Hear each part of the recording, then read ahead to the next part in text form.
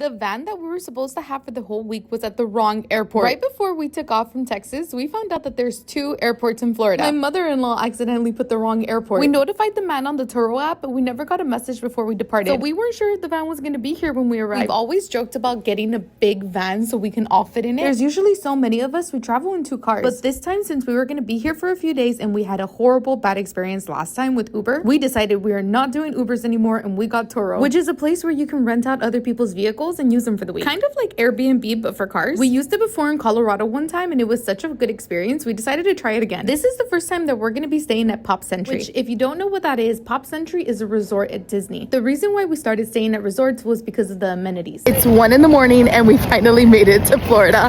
We are at the Disney resort. And by that I mean that it has buses that takes you to the park, Skyliners, which is like a basket that holds you and glides you across the sky, that also takes you to the parks. This is one of the more cheaper hotels that Disney has, so we're not sure exactly what we're getting ourselves into when we booked this hotel. We've heard a lot of mixed reviews of people who love it and people who say they would not stay here again. There's so many different buildings at this resort and each one of them has a different theme. We're in building 7, so that gives us the 70s theme. I will say that before I stayed here, I wish some people would have told us a couple of things about this resort.